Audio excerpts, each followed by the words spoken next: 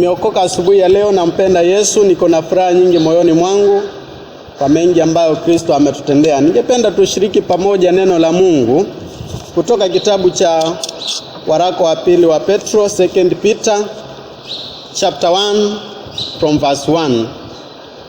Kuanzia mstari wa kwanza tusome hadi mstari wa 10.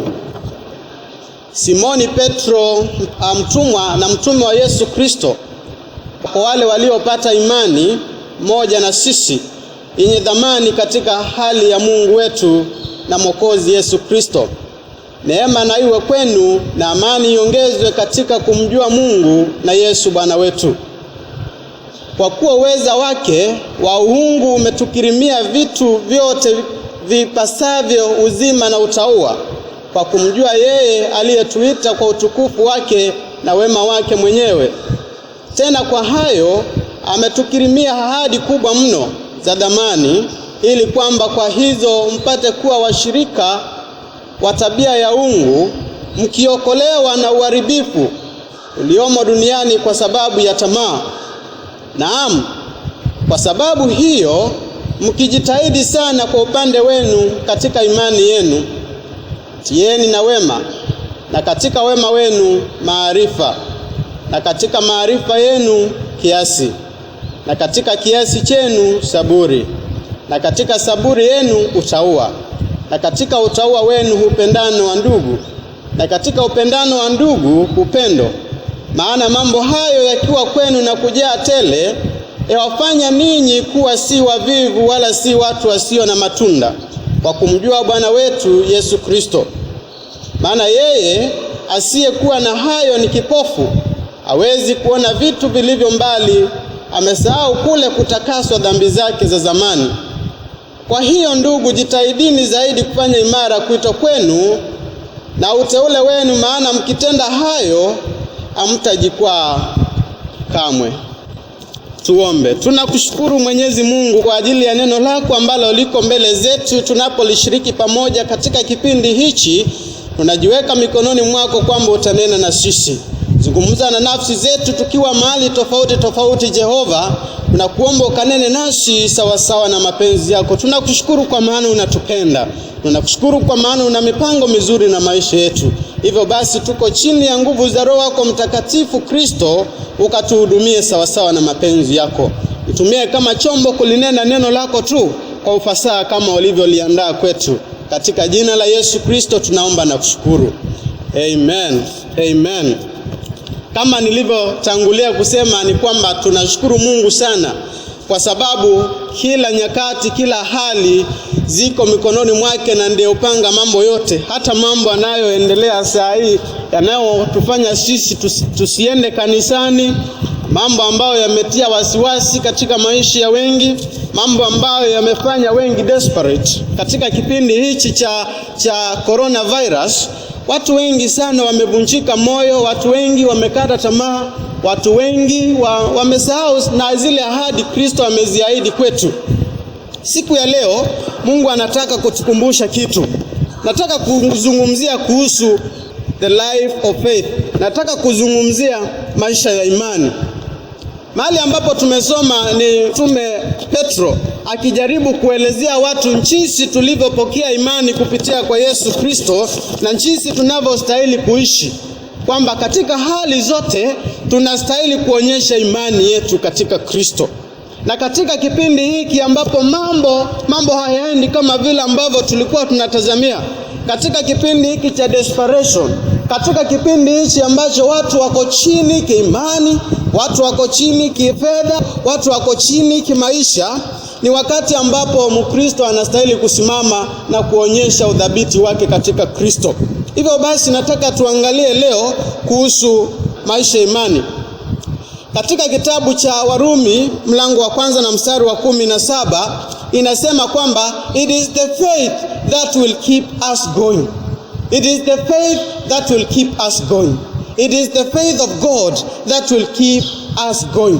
Na katika kitabu cha Wakorintho wa pili mlango wa 5 na mstari wa 7 inasema kwamba hatuishi kwa kutazama. We do not live by whatever we are seeing.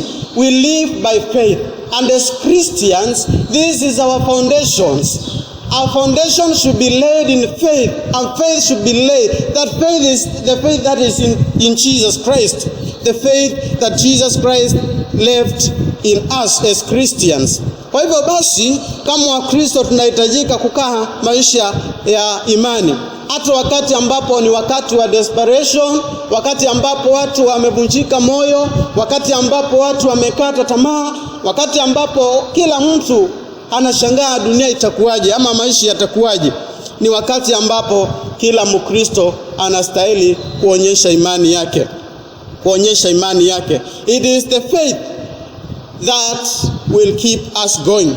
Na katika kitabu cha Waebrania mlango wa 11 na mstari wa 6, Hebrews chapter 11 verse 6, without faith it is impossible to please God. Sometimes our prayers are not answered, not because we have not prayed, but because we have prayed and we doubt God. We are doubting God in prayers. So many of the times as Christians we pray, and many of the times our prayers are not answered. Reason being, we doubt God. We lack faith in God. So as Christians, God is commanding us today to live a life of faith, to live a life that sees things which are coming as they have already been done. So we need to live a life of faith as Christians. Whatever is happening in the world can never change our perspective on our God. Everything that is happening in this world can never change our perspective on our God. So whatever is happening is not coming to change how we believe God, how we know our God. Whatever is coming now is like something that is building us, something that is building our faith in God, something that is testing our faith in God. So, in this situation ama katika kipindi hiki kama Wakristo tunahitaji kusimama kwa ajili ya Mungu wetu. Tunahitaji kusimama pasipo kutingishika. Whatever we are going through should not make us demean the power of our God. Whatever we are going through, our sicknesses, issues of finances, should not demean the power of our God. So whatever is happening now should strengthen our faith. Amen.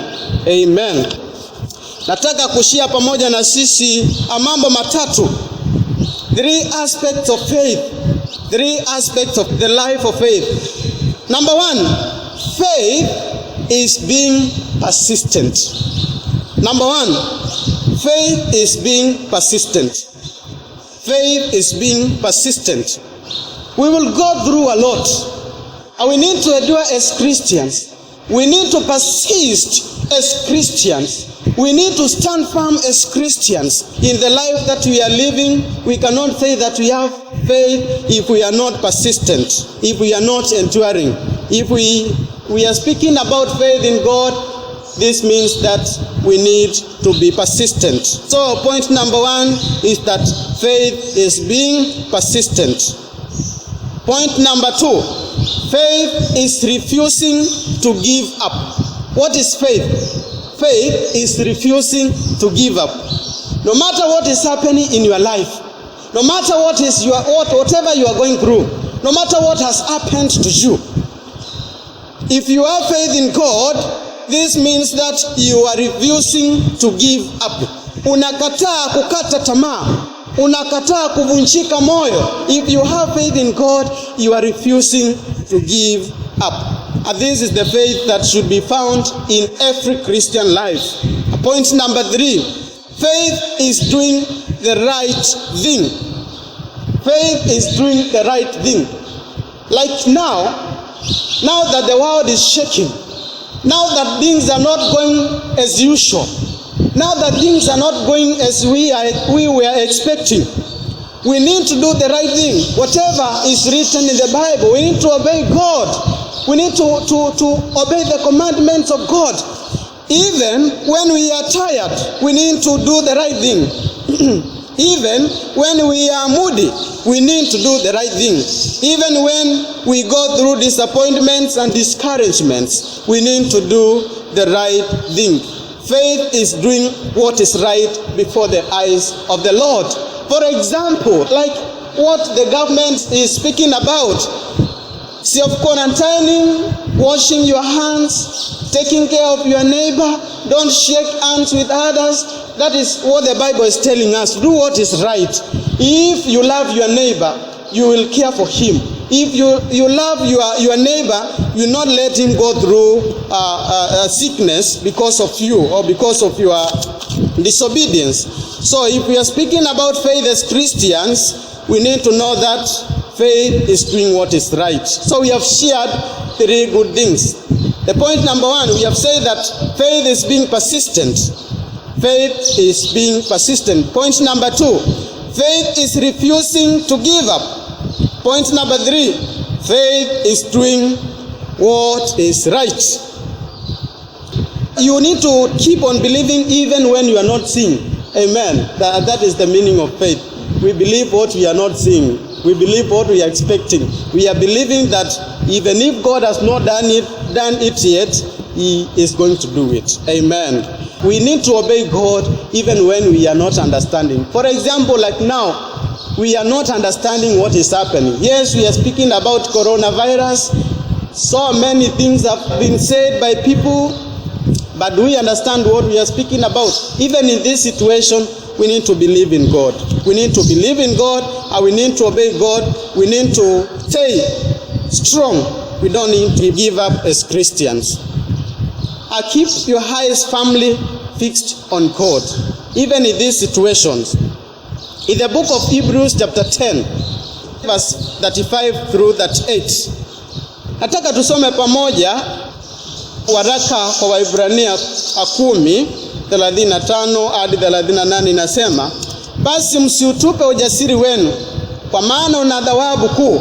Maana mnahitaji saburi, ili kwamba mkiisha kuyafanya mapenzi ya Mungu mpate ile ahadi. Kwa kuwa bado kitambo kidogo sana, yeye ajaye atakuja wala atakawia.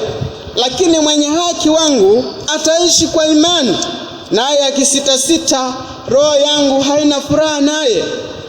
Lakini sisi hatumo miongoni mwao wasitao na kupotea, bali tumo miongoni mwa hao walio na imani ya kutuokoa roho zetu. Wapendwa katika Kristo, tunahitaji kuwa na imani katika Kristo. Tunahitaji kukaa maisha ya imani katika Kristo. Katika wakati huu ambao ni mgumu, katika wakati huu ambao dunia imetingisika, tunahitaji kuomba sana. Tunahitaji kukaa katika maombi. Tunahitaji kujitolea katika kumtumikia Mungu. Tunahitaji kujitolea katika kukaa katika maisha ya utakatifu. Sio wakati ambao ni wa kutenda dhambi, sio wakati ambao ni wa kumuuliza Mungu maswali, sio wakati ambao ni wa kunungunika mbele za Mungu. Tunaangalia katika Biblia watu ambao walinungunika mbele za Mungu na mambo yale ambao walioyapitia. Ni kweli Mungu hajajibu maombi yako. Ni kweli Mungu hajaweza kukutendea kadri na vile ulivyokuwa unatarajia. Ni kweli Mungu hajajibu maombi yako, lakini unahitaji kumsubiria. You don't need to give up. Unahitaji kumngojea Mungu. Mngojee, uwe na imani kwa Mungu. Hata kama dunia itatikisika, kuwa na imani kwa Mungu. Sisi tulio katika Kristo, we are not afraid. Whatever happens, we know we are secure. We know we are secure. We know we are secure. Kama vile Zaburi 46 inasema kwamba Mungu kwetu ni kimbilio, msaada utakaoonekana tele wakati wa mateso. Hivyo basi, we are proud of that. Amen. We are proud of that. And as Christians, we need to have faith in God. Katika kitabu cha Yakobo, James chapter 5 verse 14 and 15. It's true that most of our times we doubt God in our prayers, and our sicknesses are not healed. So mara nyingi sana tuna mambo mengi sana ambayo tunataka Mungu atutendee. Kweli tunaomba, lakini mara nyingi hatupati kila ambacho tunachokiomba. Kwa sababu gani? Kwa sababu ya kukosa imani. Amen. Maisha ambayo Mungu anatuambia tuweze kuishi leo ni maisha ambayo yamejawa na imani katika Kristo, yamejawa na kumwamini Mungu, yamejawa na imani ambayo haitingishiki. Wacha kudanganywa na maneno ya watu ambao yanasongesha imani yako na kukuweka mbali na Mungu. Wacha kusikiza maneno ya watu ya kukatisha tamaa. You only need to listen to God. Amen. Listen to God. God will never misdirect you. God will never let you down, and God will never speak lies to your life. Amen. Amen. So today we are speaking about the life of faith. The life of faith, ambayo ndiyo maisha ambayo Mungu anataka tuweze kuishi. Na tukazungumzia mambo matatu. Ninapomalizia, nataka nikukumbushe yale mambo ambayo tumeweza kuzungumzia, mambo ya imani, kwamba maisha tunayoishi saa hii tunahitaji kukaa maisha ya imani. Wakati huu ni wakati wa kila Mkristo kuomba. Wakati huu ni wakati kila Mkristo kumuonyesha Mungu kwamba hata katika hali hii naweza kukusimamia. Hata katika hali ninayopitia, hata katika mambo magumu ninayopatana nayo katika maisha haya, ni wakati huu kila Mkristo anastahili kumuonyesha Mungu kwamba Lord, you have a reason to be proud of me. Amen. Katika kipindi hichi, katika hali zote tunazopitia, wacha Mungu akuangalia sema kwamba najivunia kuhusu mtu fulani, najivunia kuhusu Justus, najivunia kuhusu mtu fulani. Kwa sababu gani? Kwa sababu zaidi ya mambo yote ambayo umepitia, umeweza kumsimamia. Kwa hivyo tumezungumzia mambo matatu kuhusu maisha ya imani. Tukasema kwamba point number 1, the life of faith. Faith is being persistent. Faith is being persistent.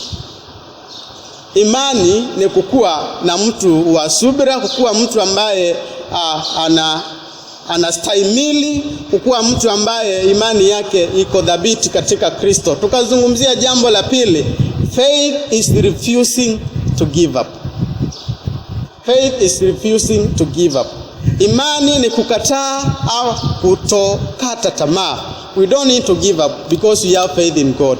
If we have faith in God, we are refusing to give up.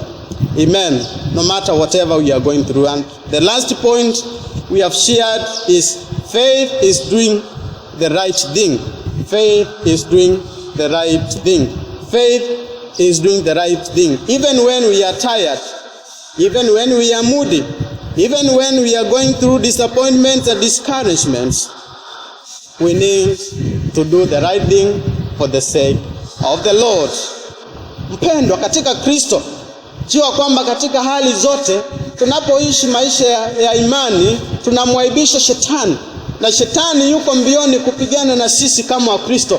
Na hivyo basi wakati ambapo tunakaa katika maisha ya imani, tunamuonyesha kwamba we are standing with our Lord Jesus Christ. We have been founded in the salvation that was brought here on earth by Jesus Christ our Savior. Kwa hivyo katika hali hii, mpendwa katika Kristo, simamia imani yako, usikubali kutingishwa na mambo yanayotendeka, usikubali kutingishwa na mambo yanayofanyika, usijitie kitanzi kwa mambo unayoyapitia, usijitie kitanzi kwa mambo yanayotendeka katika ulimwengu huu. Hapana, endelea kumwamini Mungu. Hata katika mambo kama hayo, Mungu atabadilisha historia yake. There is no situation that is permanent. Amen.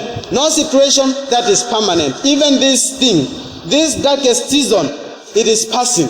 Very soon we will be celebrating. Very soon we will be back in the churches, back in our businesses. Na kwa hivyo katika hiki kipindi kidogo ambacho Mungu anataka kudhihirisha ukuu wake, tukae kwa imani. Tukae tukimwamini Mungu kwamba ni yeye aliyetuumba na kwamba ana mipango mizuri na maisha yake. Hakuna kitu chochote kinaweza kututenganisha na upendo wa Mungu. Hakuna kitu chochote kinachoweza kututenganisha na mapenzi ya Mungu katika maisha yetu. Hakuna kitu chochote kitakachoweza kubadilisha mapenzi ya Mungu katika maisha yako, kumaanisha kuwa kile Mungu alichokipanga katika maisha yako lazima kitatimia kwa wakati ambao alipanga kitimia. Mungu azidi kuwainua, Mungu azidi kuwatendea. Tuombe. Tunakushukuru Mwenyezi Mungu kwa ajili ya upendo wako na uaminifu wako. Asante kwa kipindi kizuri ambacho umeweza kutupa kuingia katika mafundisho ya neno lako. Umeweza kujifundisha pamoja na Jehova, tunakuomba ukazidi kunena na sisi kuhusu maisha yetu ya imani. You have taught us about a life of faith, a life of faith.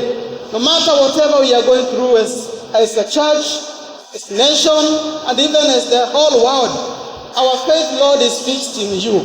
So we are trusting in you, Lord, that even this season will pass, even this season will go away.